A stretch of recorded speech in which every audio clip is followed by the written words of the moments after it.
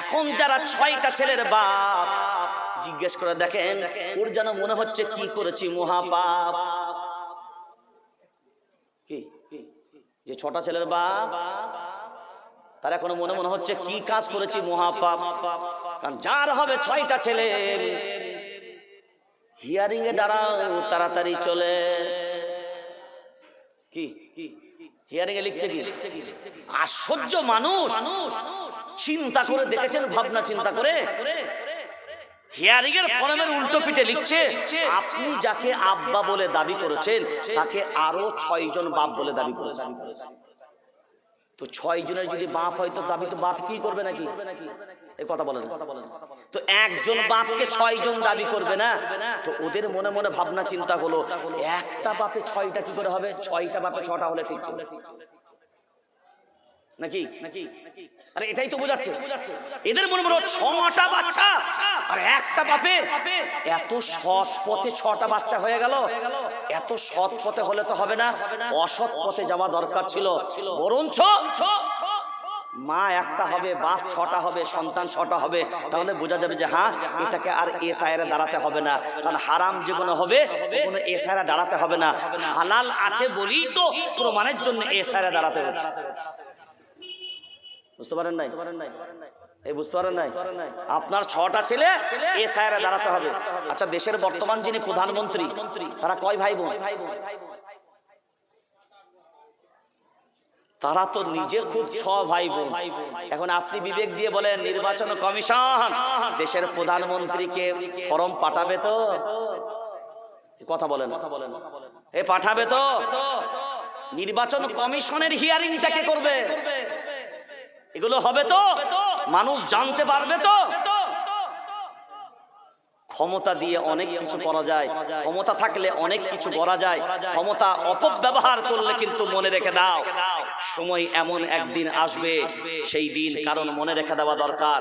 এই যে চেয়ারটায় আমি বসে আছি না, এই যে চেয়ারটা, এটা ভাড়া করা চেয়ার। কি চেয়ার? ভাড়া করা।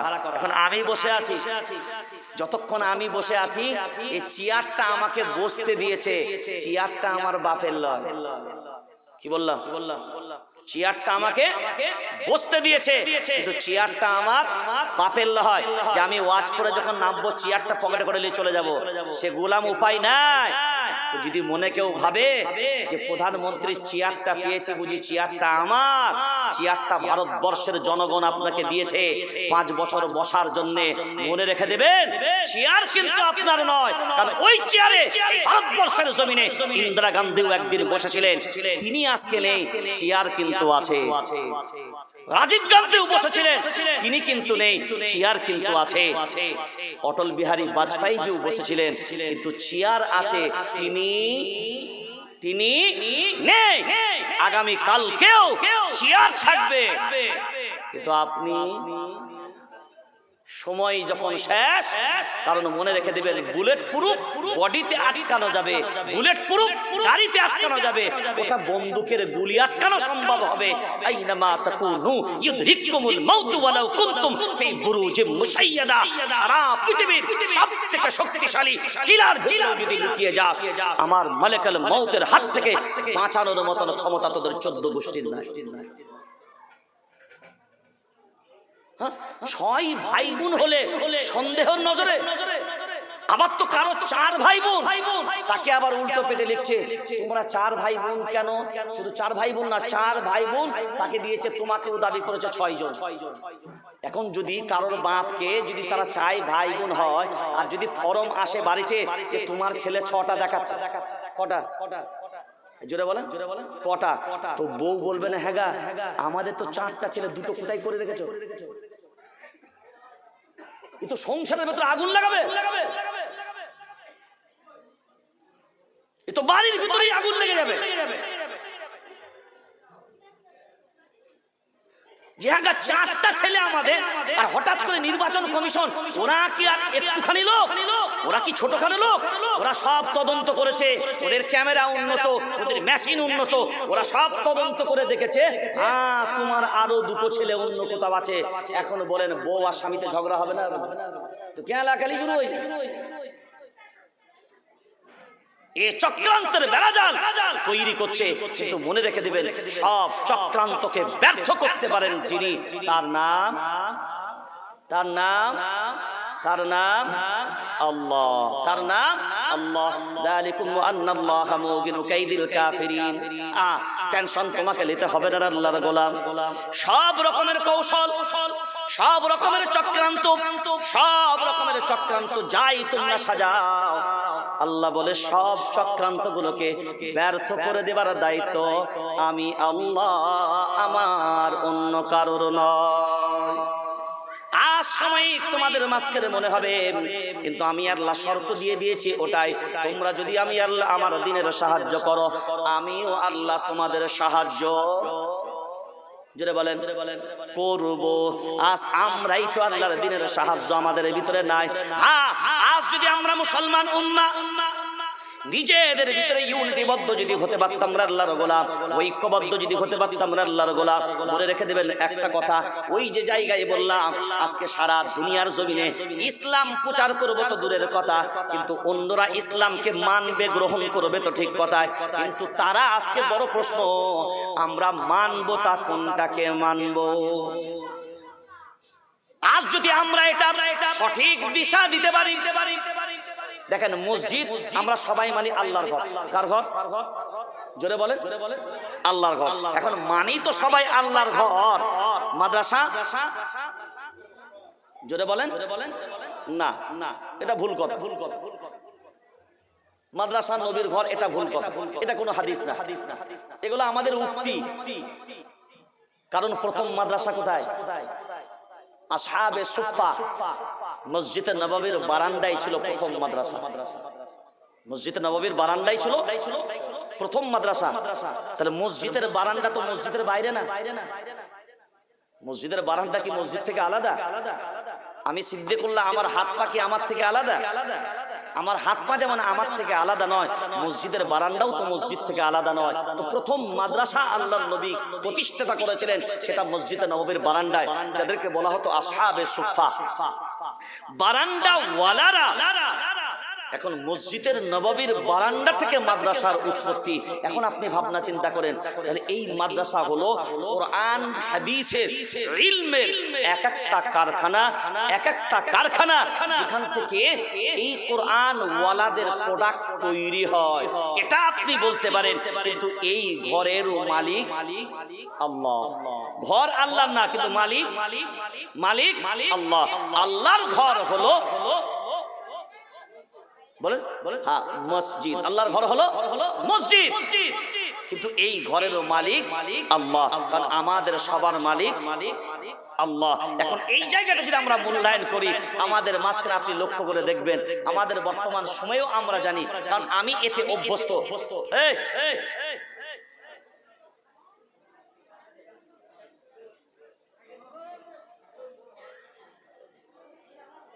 বহুত ডিস্টার্ব করে আপনাদের এখানে, 1.5 ঘন্টার বায়ানে 36 বার ডিস্টার্ব করেছে। হ্যাঁ কি বলছিলাম বলেন তাড়াতাড়ি। হ্যাঁ মাদ্রাসা। এখন আমাদের মাঝখানেও দেখবেন বহু জায়গাতে এই মাদ্রাসাও পর্যন্ত যে এটা কোরআনের তালিম এখানে হয়, কারণ আপনারা আগেই বলেছেন যে এই কোরআন তো কারোর ব্যক্তিগত নয়, এটা আল্লাহর কিতাব। তো মাদ্রাসায় এই কোরআনের তালিম হবে, এই মাদ্রাসাতেও ভাগাভাগি, মসজিদেতেও ভাগাভাগি, কিন্তু মাদ্রাসা কোরআনের তালিম হবে, এতে কি ভাগ করার প্রয়োজন আছে বলে মনে হয়? এই কথা বলেন। মসজিদ আল্লাহর ঘর, ওটা ইবাদতের জায়গা, ওখানে ভাগাভাগির কোনো অবকাশ আছে বলে মনে হয়? কিন্তু আমাদের সমাজ, আমাদের বর্তমান হালাত আমাদেরকে এখানেও বিভাজন টেনেছে, এখানেও দল টেনেছে। কারণ এই মাদ্রাসাটা বলে ওটা ওই মাদ্রাসায় ভর্তি হওয়া যাবে না, বলে কেন রে? ওটা দেওবন্দি মাদ্রাসা। আর ওইটা না, ওটা ব্রেলি মাদ্রাসা, ওটা নিজামিয়া, ওটা নদভিয়া, ওটা দারুল উলুমিয়া, ওটা সিদ্দিকিয়া। আরে মাদ্রাসা তো বটে, কোরআনের শিক্ষা তো হবে, হাদিসের শিক্ষা তো হবে, দ্বীনের তালিম তো হবে। আজকে মাদ্রাসা ডিভাইড, মসজিদ ডিভাইড। এই মসজিদ ওটা জামাতিদের মসজিদ, আরে এই মসজিদ না না না না না না, ওটা আহলে হাদিসের মসজিদ, এটা বেরেলিদের মসজিদ, এটা অমুকদের মসজিদ। আরে মসজিদ তো আল্লাহর ঘর, সেখানেও ভাগ করেছো। মাদ্রাসা, সেখানেও ভাগ করেছো। তোমরা এক আল্লাহকে মাননেওয়ালা, সেখানেও ভাগ করেছো। কালিমাই ভাগ করেছো, রবকে ভাগ করেছো, নবীকে ভাগ করেছো, ধর্মকে ভাগ করেছো, উম্মতকে ভাগ করেছো, জাতিও ভাগ হয়েছো, ধর্মটাকেও ভাগ করে আজকে সব ভাগ বাটরা করে নিজেদের দখলদারি করা শুরু করেছো। তাই আল্লাহ আজকে তোমাদেরকে এই ভারতের মাটি থেকেই ভাগ করা শুরু করেছে। কি বললাম? ভারতের মাটি থেকে কি ভাগ করা শুরু করেছে। তোরা যেমন আমার দিনটাকে টুকরো টুকরো করেছিস, তোরাও আজকে কত কাটাগাড়িতে থাকবি। কেউ ডি ভোটার হবি, কেউ ভোটার দেনেওয়ালা হবি, কেউ ডিটেনশন ক্যাম্পে যাবি। এগুলো সব তোদের কর্মের কারণে তোরা এই ফল ভোগ করবি। কিসের কারণে? কিসের কারণে? আমাদের কর্মের কারণে। আল্লাহ সূরা তাওবায় এই কথাটা স্পষ্ট করেছেন, ইল্লা তানফিরু ইউআযিবুকুম আযাবান আলীমান ওয়া ইস্তাবদিল কওমান গায়রাকুম ওয়া লা তাদুররুহু শাইআ। হ্যাঁ, মনে রেখে দেব আল্লাহর গোলাম, আমার কাছ থেকে যখন দিন বিদায় নেবে, আমার পরিবার থেকে যখন দিন বিদায় নেবে, আমার মহল্লা থেকে যখন দিন বিদায় নেবে, আমার এলাকা থেকে যখন দিন বিদায় নেবে, আর আমি যখন হাত গুটিয়ে বসে থাকবো, মনে রেখে দাও আল্লাহর গোলাম, জালিম শাসককে আমাদের মাথার উপরে চাপিয়ে দেওয়া হবে। এরা আমাদের উপরে বুলডোজার চালাবে, এরা আমাদের উপরে স্টিম রোলার চালাবে। মনে রেখে দাও, তোমরা তখন আল্লাহর কাছে ফরিয়াদ করে দোয়া চাইবে, দোয়া গুলো কবুল করা হবে না। কারণ মনে রেখে দিই, যদি আমরা এই জায়গাটা সব পেয়েছি নাম্বার 1, কিন্তু যারা পেয়েছে নাম্বার 1 তারাই তো হলো সব পেয়েছি অরিজিনাল নির্ভেজাল, যারা পেয়েছি তারাই হলাম, জোরে বলেন, ভেজাল। ওই জন্যই আমরা আজকে বর্তমান সময়ে পুরো বেসামাল। মনে রেখে দেওয়া দরকার, এই জায়গায় আমরা যদি আল্লাহর দিনকে সাহায্য করি, অবশ্যই আল্লাহর সাহায্য আমাদের প্রতি আসবে। আমরা সাহায্যের দিক দিয়ে আমরা মূল্যায়ন করে দেখেছি, না না, দিনের প্রকৃত সহযোগিতা আমাদের ভিতরে পাওয়া যায় না। আমরা মনে করি না এই ব্যাপারে আমরা মুকাদ্দাম না। এগুলো সব তোমরা সামলাও। আজ আমাদের কারণে আমরা দিন দিন পিছিয়ে যাচ্ছি। ওরে মুসলমান, আপনাদের কাছে শুধু একটা আবদার করে যাব, কে কোন জামাত, কে কোন দল, কে কোন মত করেন, এটা দেখার কোনো প্রশ্ন নাই। মাদ্রাসা আমাদের, মসজিদ আমাদের, মুসলিম জাতি আমাদের, এ উম্মাহ আমাদের, আমরাই আমাদের। বাস একটাই জায়গা যদি আমরা দাঁড়াতে পারি, একটা জায়গাতে যদি আমরা ঐক্যবদ্ধ হতে পারি, তবে জেনে রেখে দাও, একবার নয়, 10 বার নয়, 1000 বার ভাবনা চিন্তা করা প্রয়োজন হবে।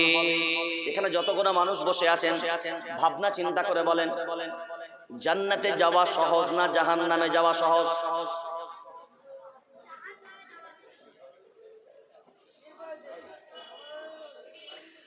জান্নাতে যাওয়া সহজ না জাহান্নামে যাওয়া সহজ? মানে আপনাদেরকে যে জান্নাত দেওয়া হয়, নেবেন না নাকি? ও, তার বেলায় নেবেন? জান্নাত দিলে তার মানে নেবেন। তো জান্নাতে যাওয়া সহজ না জাহান্নামে যাওয়া সহজ? আরে বলেন, কোথায় যাওয়া সহজ? আরে যাওয়া সহজ কোথায়?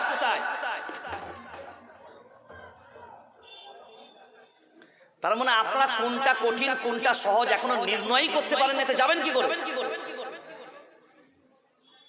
জান্নাতে যাওয়া সহজ না জাহান্নামে যাওয়া সহজ? জাহান্নামে।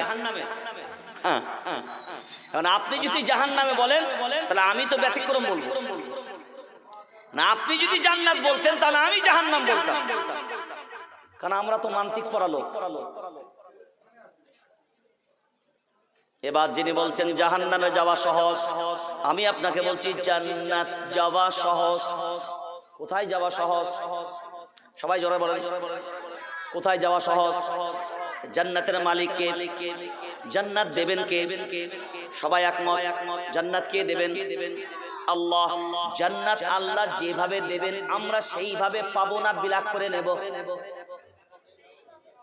জোরে বলেন, যেভাবে দেবে সেভাবে নেব না বিলাকে নেব?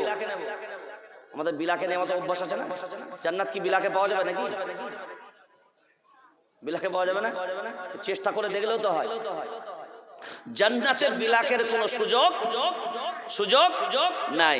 দেখেন জান্নাত পাওয়া সবথেকে সহজ। একবার আম্মা জানের বাড়িতে একজন মহিলা মানে তার স্বামী টামি নাই, একেবারে বিধবা। তো রোজগার তেমন কিছু নাই, লোকের বাড়িতে কাজ টাজ করে বাসন টাসন বেজে টেজে মোটামুটি সংসার চালাই। দুইটা ছেলে। তো একদিন বাড়ির কাজও পায়নি, খাবারও নাই, দুই ছেলে ক্ষুধার্ত। তো তার ভাবনা চিন্তা হলো এই মুহূর্তে কাজও নেই, খাবারও নাই, আর দুই ছেলে খাবারের জন্য চিৎকার করছে। তো এখন আমাকে খাবার কে দিতে পারে? তো একমাত্র মায়ার নবী দয়ার নবীর ঘর ছাড়া আর কোনো ঘর নাই। তো মহিলা ভাবনা চিন্তা করে বাড়িতে গেলেন আল্লাহর নবী সাল্লাল্লাহু আলাইহি সাল্লামের বাড়িতে। যাওয়ার পরে দেখলেন আল্লাহর নবী নেই, আম্মা জান বাড়িতে আছেন। আওয়াজ দিলেন, কি ব্যাপার? না আমার দুই সন্তান ক্ষুধার্ত, তাই খাবারের জন্য আপনার কাছে এসেছি। হ্যাঁ, যদি কিছু থাকে আমাদেরকে দেন, দুটো বাচ্চাকে আমি অন্তত কিছু খাবার দিতে পারবো। আম্মা জান বাড়ির ভিতরে তালাশ করে দেখলেন কোনো খাবার নাই, শুধু 3টে খেজুর পড়ে আছে। কয়টা? ছোট বলেন, 3টা খেজুর। আম্মা জান 3টে খেজুর নিয়ে এসে মায়ের হাতে দিলেন। কার হাতে? সন্তান কটা বললাম? 2টা সন্তান। এখন সন্তান দুটো পাশে বসা, মা শুধু খেজুরটা নিয়ে একটা খেজুরের দানাটা, ওই আপনারা কি বলেন, বিচি না দানা, কি বলেন? দানা। আচ্ছা দানা। ওই দানাটা বের করে একটা খেজুর একটা বাচ্চার গালে দিল, আর একটা খেজুরের দানা বের করে আর একটা বাচ্চার গালে দিয়েছে। এখন বাকি আছে কটা খেজুর? একটা। তো মা বলছে দুটো বাচ্চাও ক্ষুধার্ত, আমি মা নিজেও ক্ষুধার্ত। তো দুটো বাচ্চাকে দুটো খেজুর দেওয়ার পরে মা কি করেছেন, ওই খেজুরের দানাটা বের করে খাবেন বলে মনস্থির করছেন। তো দুটো ছেলের ব্যাপার, তো তাদের মনের ব্যাপার, ছেলেদের ক্ষুধা এত, তাদের মনের ভাবনা হলো যদি আমরা তাড়াতাড়ি খেজুরটা খেয়ে নিতে পারি তাহলে মায়ের হাতে যে খেজুরটা আছে ওটাও আমি পাবো, কারণ তাহলে আমার ভাগে একটু বেশি যাবে। ওই ভাবনা চিন্তায় যখন দুটো ছেলেই খেজুরটা তাড়াতাড়ি করে খাচ্ছে, আর মা ছাড়িয়ে, কারণ মায়ের তো সে ধারণা নেই, ভাবনা নেই যে ছেলে, তার মনের ভাবনা আমি তাড়াতাড়ি শেষ করি, এ ভাবনা মায়ের নেই। ভাই কুকু করছে কেন এটা? তো মা খেজুরটাকে দানাটা বের করে, খুব ভালো করে আমার দিকে তাকান, ঠিক এই ঠোঁটের কাছে খাবেন বলে মা নিয়ে গেছে। যেমনি ঠোঁটের কাছে নিয়ে গেছেন খেজুরটা মা, এখন দুই ছেলেই দুদিক থেকে বলছে, মা দাও না খেজুর, অনেক খিদা পেয়েছে। আল্লাহ। মা এখানে হাতটা আটকে দিয়েছে, আর গালেও ভরছেন না, বাইরেও বের করতে পারছেন না। এখান থেকে ভাবছে খেজুরটা আমি খেলে আমারও পেটে কিছুটা ক্ষুধা নিবারণ হবে, কিন্তু আমি তো মা, আমি আমার ক্ষুধা নিবারণের জন্য আমার দুই সন্তানের চাওয়া খাদ্য আমি খেয়ে নিব, এটা আমি একজন মা কি করে সম্ভবপর হতে পারে? এ ভাই কুকুরটা বন্ধ করে দেব, আমি কি করে নেব? এই ভাবনা ভেবে মা কি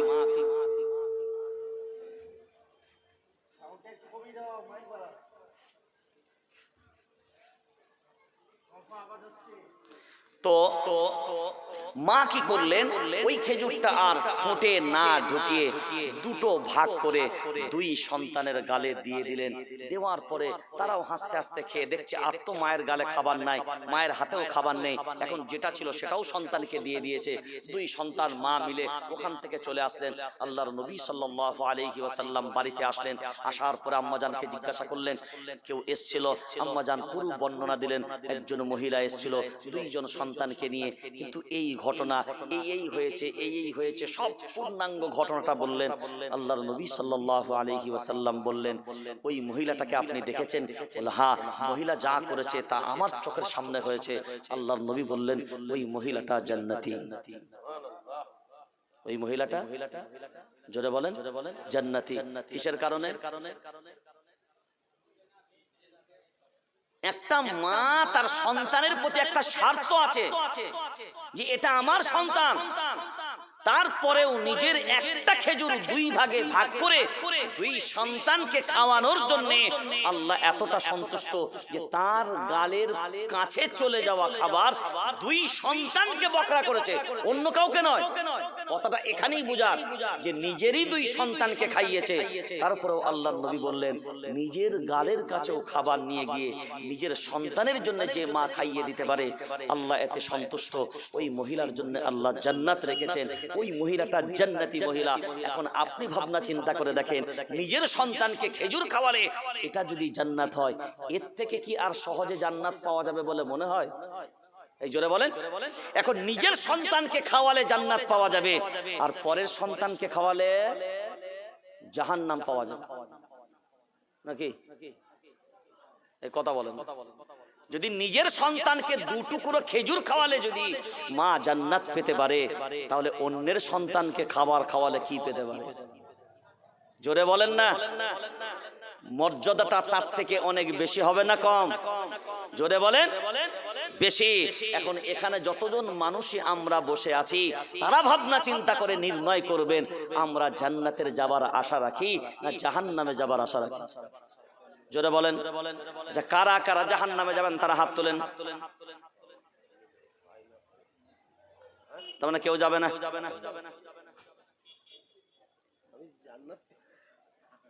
তার মানে ঘুমোচ্ছিল। এবার বলেন জান্নাতে যেতে চাই কারা?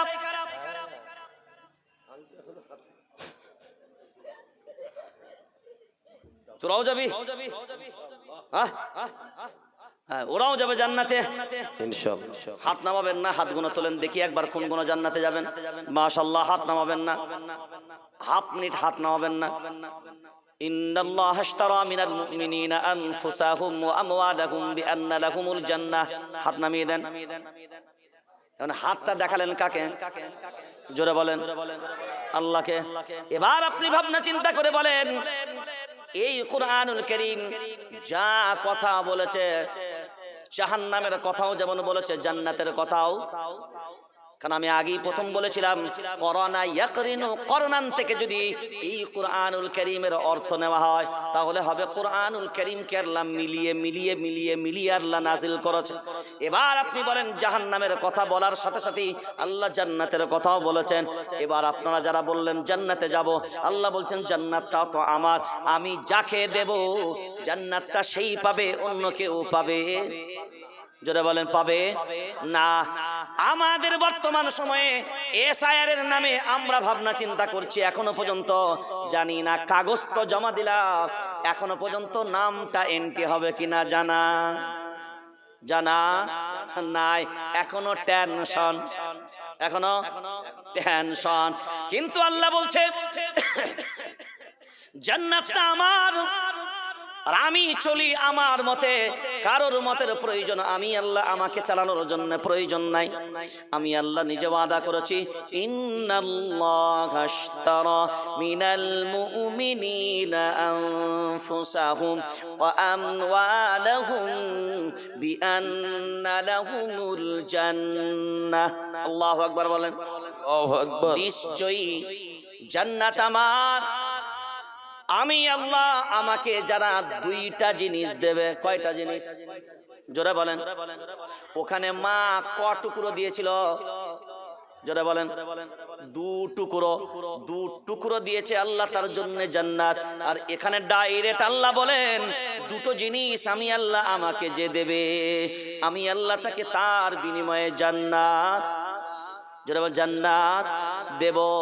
এখন আল্লাহ বলেন দুটো জিনিস কি? বলে জান দিবি, জোরে বলেন মাল দিবি। জান কিন্তু নেব না, কারণ এখন জান দিলে ভোটার লিস্টে নাম উঠানো যাবে না। ওই জন্য এখন জান নেওয়া যাবে না। জান এখন নেব না, মাল কিন্তু ছাড়বো জোরে বলেন, ছাড়বো না। ব্যক্তিগতর জন্য নেব না, মাদ্রাসার জন্য নেব, এই কোরআনের জন্য নেব।